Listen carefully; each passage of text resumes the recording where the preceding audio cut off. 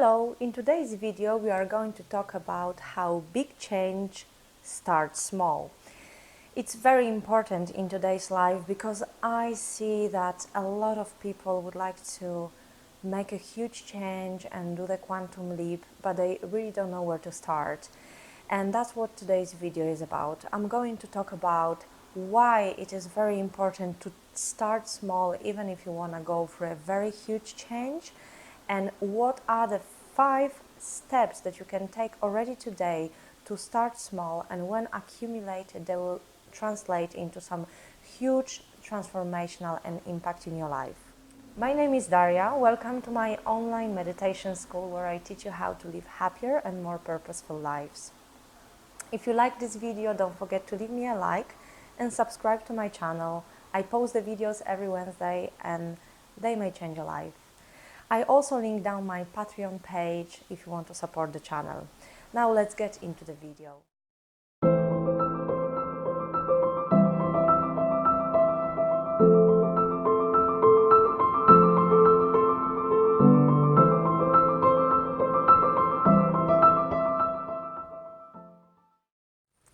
In today's video we are going to talk about how to start a huge change in your life by taking very small steps. And before I give you the 5 ways how to do it, I actually want to talk a little bit about what happens with people and what I have been observing in my sessions with clients. So I get a lot of people who come to my sessions. As I mentioned in the other videos, I'm a hypnotherapist practicing Dolores Cannon method. And usually when people come to my practice, they are already quite self-aware. They also have usually been through some sort of therapy, or they have done some self-work on themselves. First, let me give you 4 reasons why the strategy of taking small steps towards the big change can be the winning one for you. So, reason number 1 is if you take small steps and you actually execute them, if you set yourself small goals and you actually achieve them, this builds your confidence. And again, if we think about what is a true confidence is where you have the trust and confidence in yourself.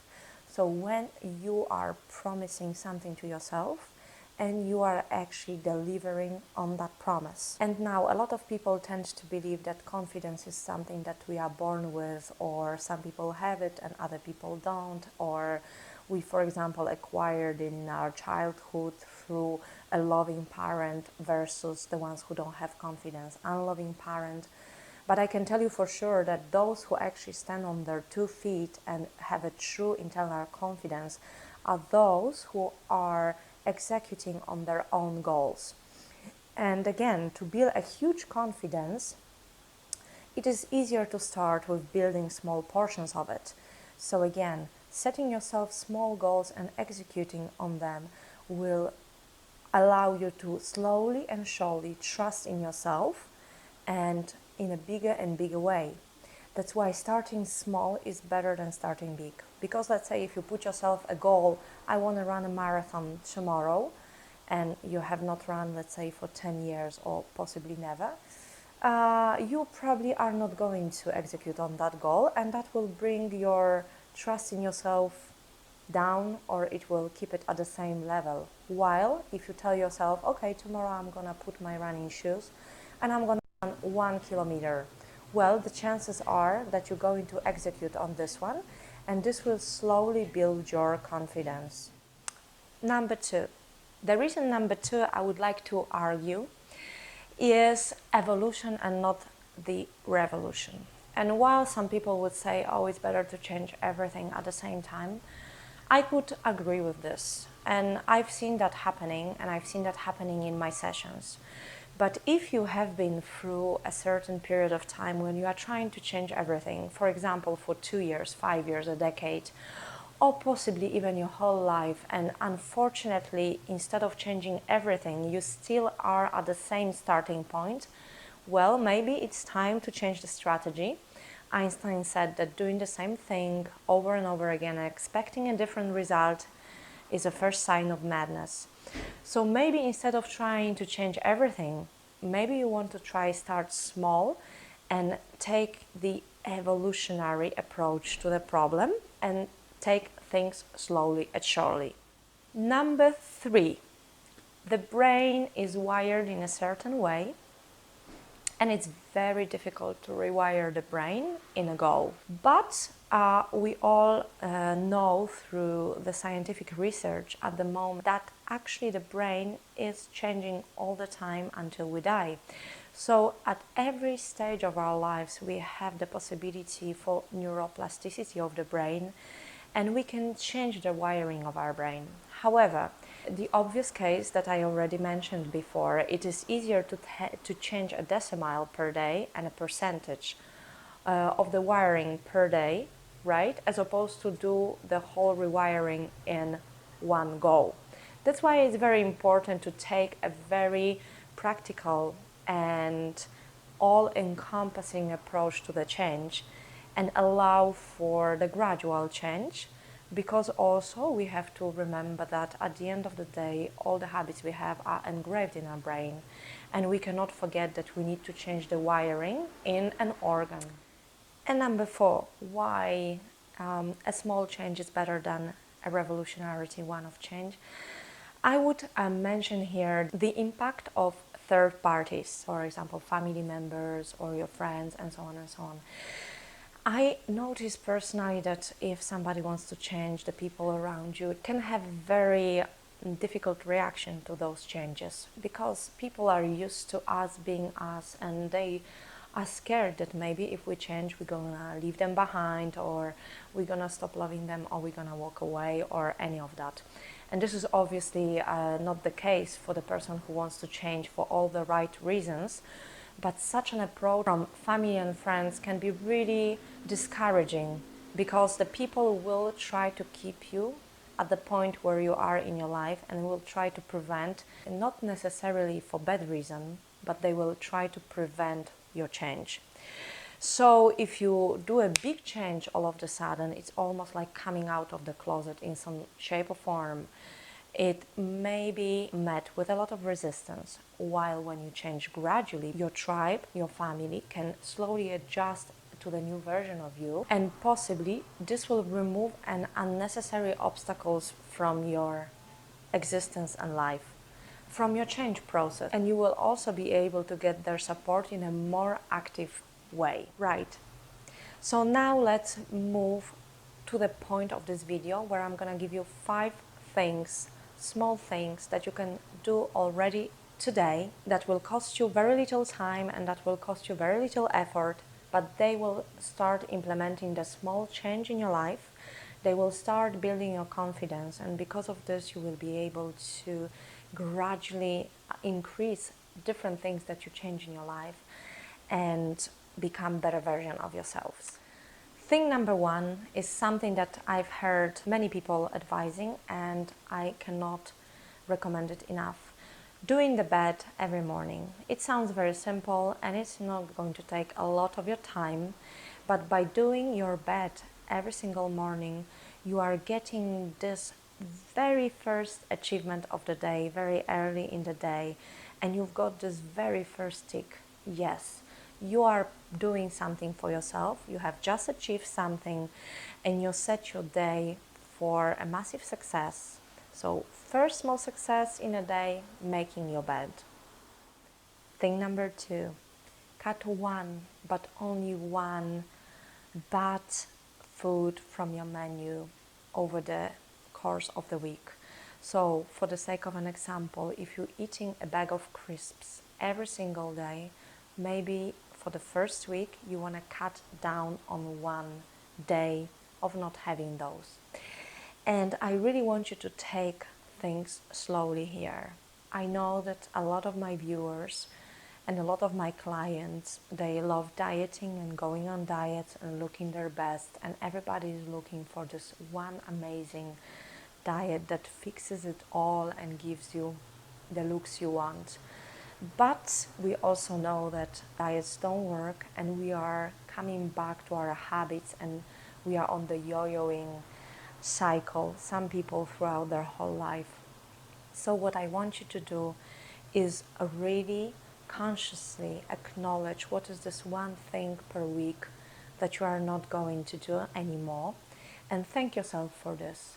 Because again, in the space of the year, that would mean that you change 52 things, and that's plenty. That's something which can completely change your eating habits, and that's what we want to achieve at the end of the day. So think lovingly about this one thing that you are going to cut out this week. Thing number 3 I want you to do is to contact this one person that you haven't contacted for a while. It can be 6 months, 1 year, old friend, old family member, anybody. And why do I want you to do this? First, I think at the moment we are living in a world which is a fast food, fast pace, fast fashion, and fast relationships. People do not pay attention to building deep and long-lasting relationships, and that's a mistake that only we are now experiencing in this generation, and we have not actually bore the consequences of it yet as a generation.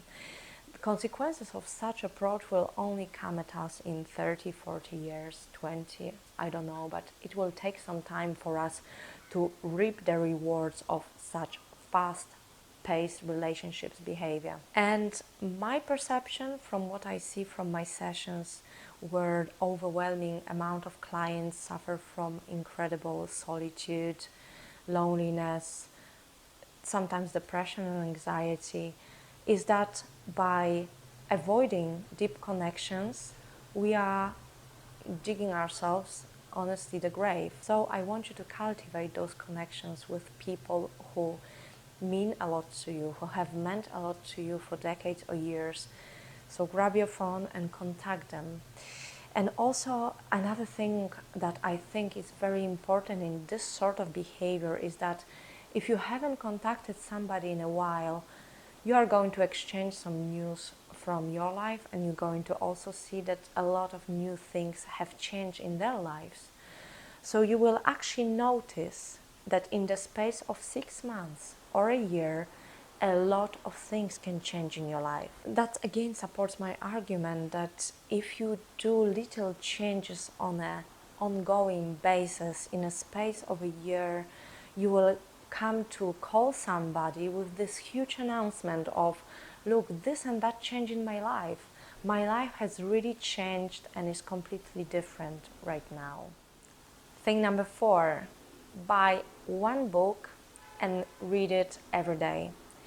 Set yourself either a time, read very little if you are not a reader, or read for 15 minutes, maybe read one page, whatever least amount of reading feels like it's a good thing for you and it's bearable.